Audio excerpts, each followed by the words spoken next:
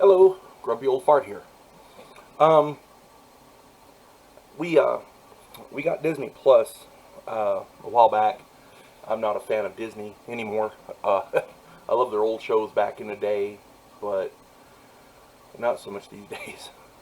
At any rate, we got it specifically so that we could watch a TV series called The Mandalorian. If you've not seen my videos, go check them out. My wife and my son and I are huge Star Wars fans. We like a lot of different TV series, Star Trek, Star Wars, anything science fiction is usually us. Um, and I have done rants, and I have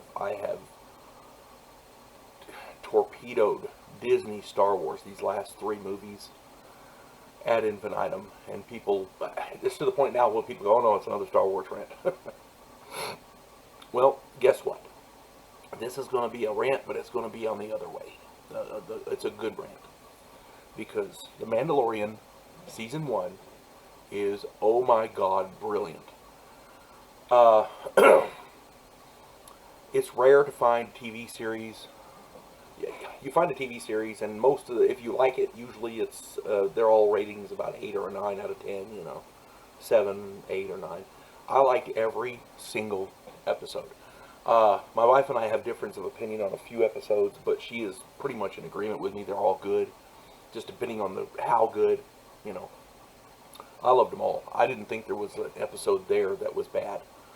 I questioned some of the choices the Mandalorian makes with. And I don't want to give too many spoilers, but there's if you don't know, you've been living under a rock. There's a baby Yoda. So, at any rate, that's all I'm going to say about that. But he keeps leaving it on the spaceship alone. You don't do that with a baby. I don't care if it is 50 years old. You don't do it anyway. But this is Star Wars. This is what Star Wars is supposed to be. Now let's contrast it to the movies that J.J. Abrams and Rian, whatever the hell his name is, Johnson, Kathleen Kennedy, and those others. Rogue One wasn't bad, but the Solo movie and those others were horrid. Okay. But first off, the concept. The concept is brilliant. It's wonderful. If you've not seen this, get Disney just to watch The Mandalorian. You can get it for a month, binge watch, and then until the next season comes out. But the concept is brilliant. Okay, it's wonderful. The guy who's doing it is Jon Favreau, F-A-V-R-E-A-U, Favreau. Same guy that did Iron Man, and he did some more of the Marvel movies. He was in The Replacements. He was the linebacker in The Replacements. Really great actor, great movie maker. And by the way, there is a rumor that I've heard that Kathleen Kennedy is on her way out, and they may put Jon Favreau, I think that's how you pronounce his name, in over Disney Marvel, which means we may get back to some good Star Wars movies. Hope springs eternal. But let's get back to this. The concept was brilliant, okay? Essentially, you have a bounty hunter in... This takes place after Return of the Jedi. I want to say about 15 years, but don't quote me. But it takes place after that. And it's like a gunslinger in the Old West. That's the feel of it. But it's Star Wars. Can't get no better than that. You got the directing, which is brilliant. You had to have excuse me. I have a number of different directors involved. Bryce Dallas Howard directs an episode. I want to say her last name is Chow. I don't know much about her. My wife has quoted me some other stuff that she's done, and oh my god, she's brilliant. Okay, I'm just saying. They have quality guest stars. Bill Burr, the comedian, he's a guest star. There's an MMA fighter. She plays, I don't know her name, but she plays a mercenary named Cara Thune, I think. Cara Dune. Anyway, she's really good. She's a friend and ally of the Mandalorian.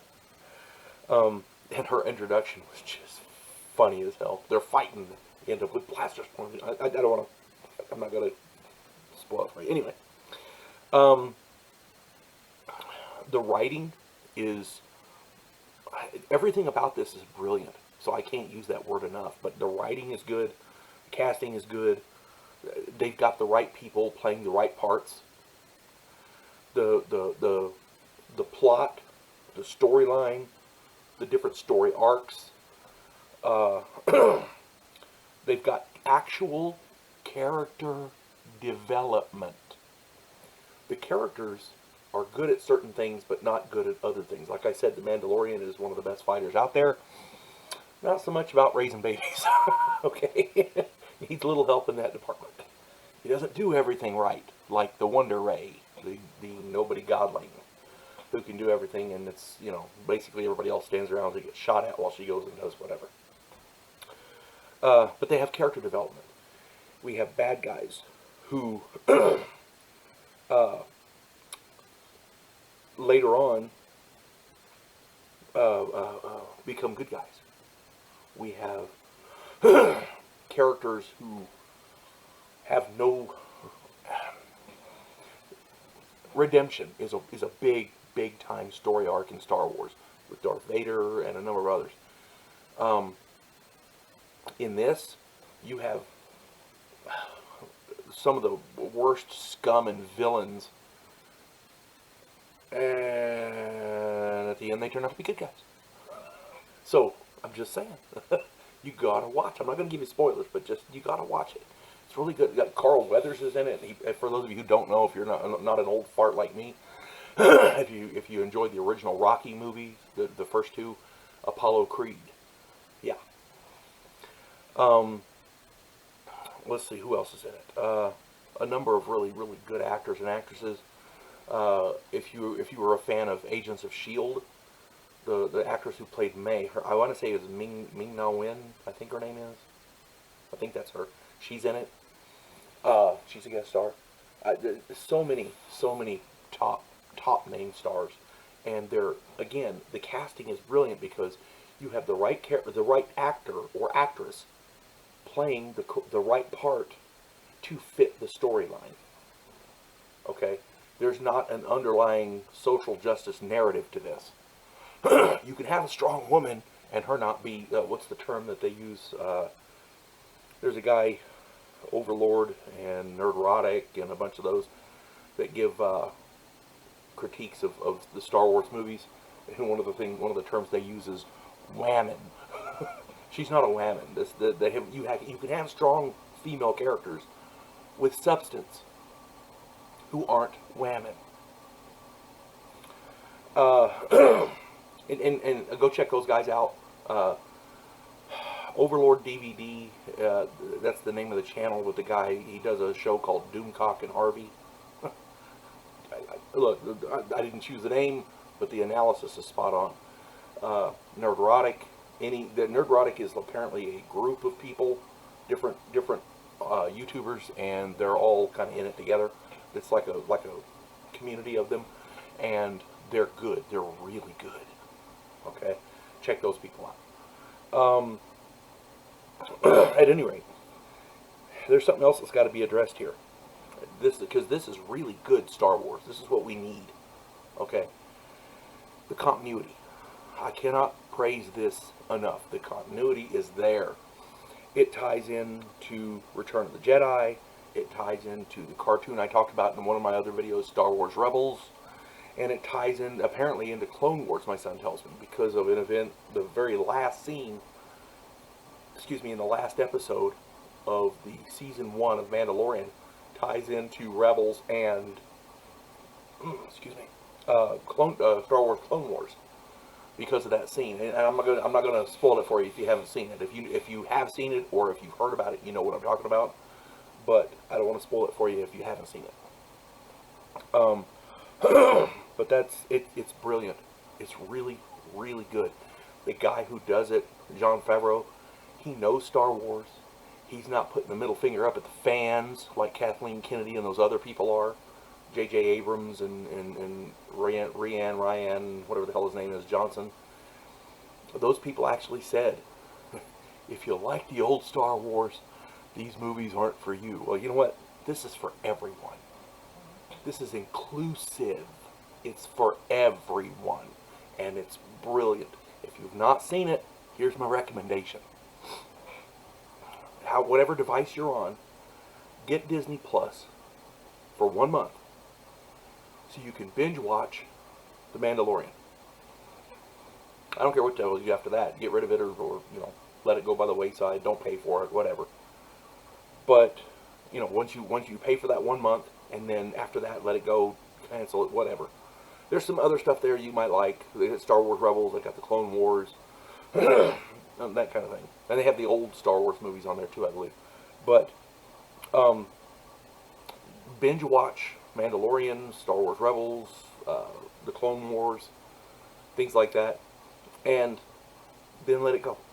Get Disney Plus just for The Mandalorian. You will be pleasantly surprised. The streaming service it's not great, but it's on par with Netflix and like that. It's okay. We have some problems with it with weather, and if they have too many people getting on, like for example the debut of Mandalorian, it kept buffering because there was so many people on it at one time. I don't think Disney expected there to be that many people involved. But they've already confirmed a season 2 for Mandalorian, which I'm good with because it's brilliant. If they keep going the way they're doing, they're going to have a show that should last literally forever. The little baby Yoda will be an old man by the time it's done. Because there are people out there who love Star Wars, and I know I'm right there with you. And I'm going to say something here. These last 3 movies that Disney put out, The Force Awakens, Last of the Jedi, and whatever the hell that stupid one was, the Fall of Rise of Skywalker, or whatever it was. If you enjoyed those 3 movies, good on you. Okay? I'm not disparaging you in the least. But if you're an old fart like me and you enjoy good quality programming,